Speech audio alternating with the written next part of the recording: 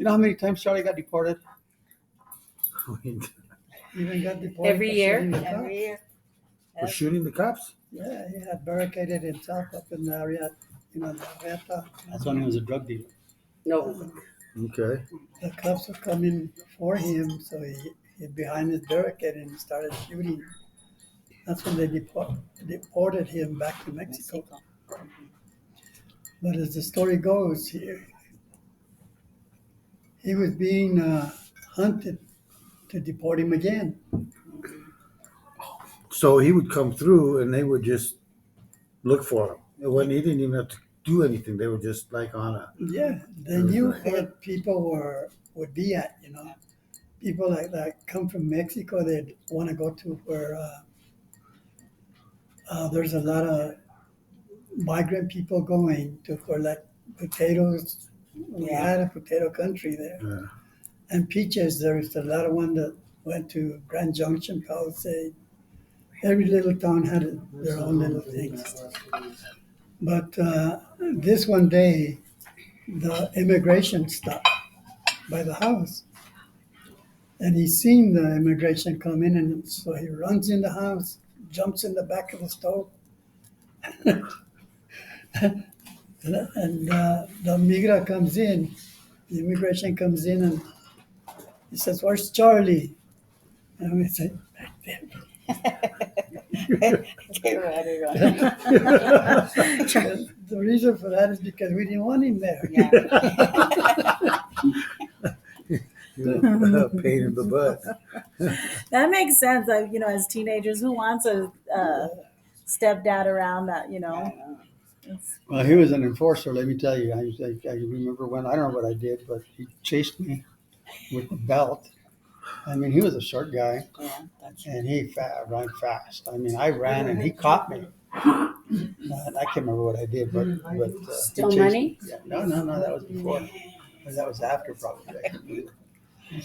But see, what Charlie did was he made you work a lot. Okay, I mean, he made us work like crazy. all of us. I mean, the lumber that we had in the back of the house was a money maker for him, because he would load. We had a pickup truck. He would load that pickup truck, and he would sell it to the neighbors and to the whole community, and he would sell 5-6 pickup loads a week. But the people that got the wood for that was us, because we went up to the mountains and we helped them cut the woods. We had to load it and all that and bring it back down. So we knew he always had money.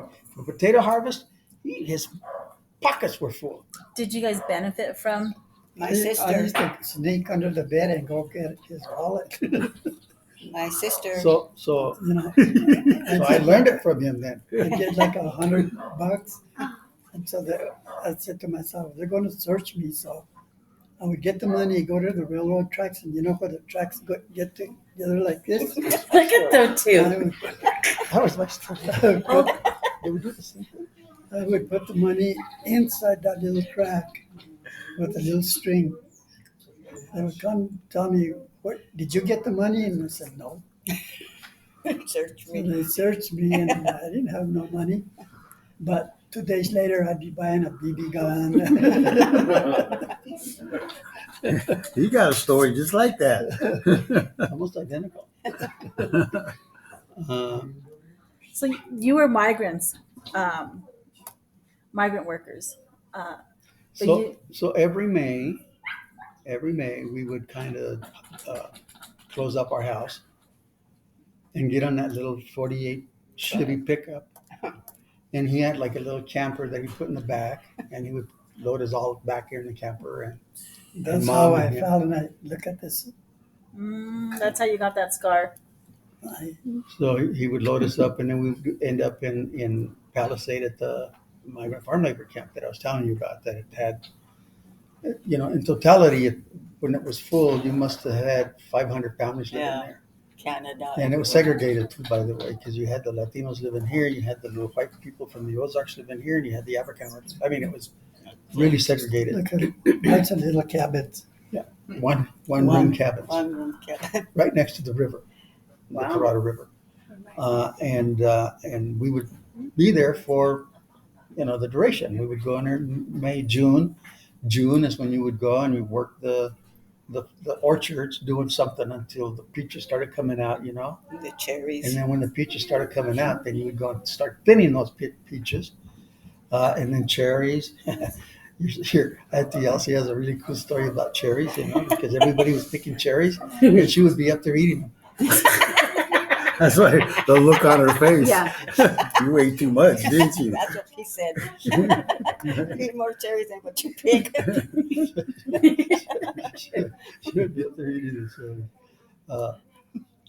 Anyway, from Palisade after peach harvest, because peach harvest is around August. You pick the peaches and you even pick pears around that time. And Charlie one time fell off a 50-foot ladder. He died. He messed up his arm. He was like this, he couldn't Yeah. even drive. You didn't even pick peaches no more. He was a go-getter in terms of worker. Let me tell you. I mean, that guy would make money. And then he'd go climb up the ladder like a monkey. And then he was up there with the sack full of pears. Yeah. Because the sacks were like solid around here, so that you could just dump them in. There was a bunch of weeds at the bottom of the tree where he fell. There was an imprint of it. So it's kind of a love-hate relationship with Charlie. Yeah. It's fun. I mean, he was there. He helped you all make money. You worked hard, but But he never- didn't we pay never- us. But Why do he you think didn't we were pay you stealing guys. money from him? No, we Yeah. never got anything from him. see, that was But he's kind of like a trafficker. Yeah. Human trafficker. Right. Yeah. I And mean- and I don't know how Mom could stand for it. I was just gonna ask you that. Because your mom Well- seems very strong and She was a very Well, strong but, woman. but what I remember one time though, when I stole the money, She hit you. well, yeah, I mean, but beyond that, because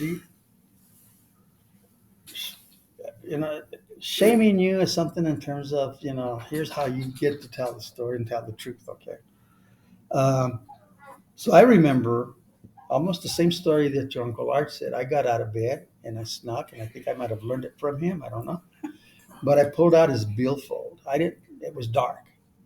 And very quietly, I just pulled out like about maybe 5 bills. Thinking they're whatever.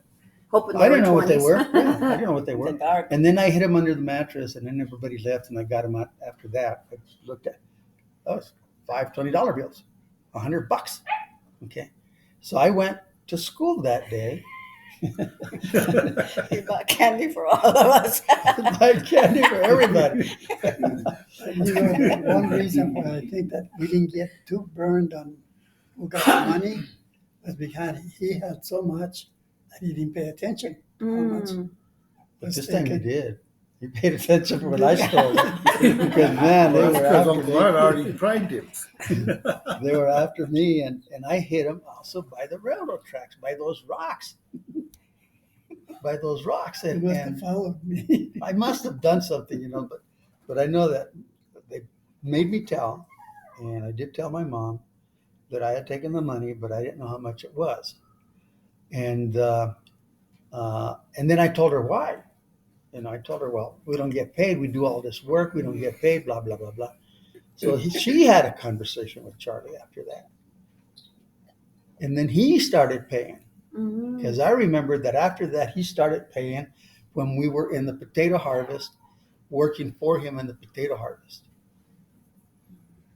And that's what I recall, And that's You similar stood to up. your story about getting paid for cooking. And Yeah.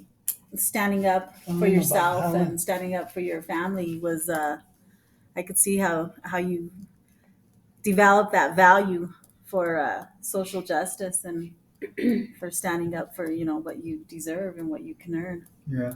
So we're gonna stop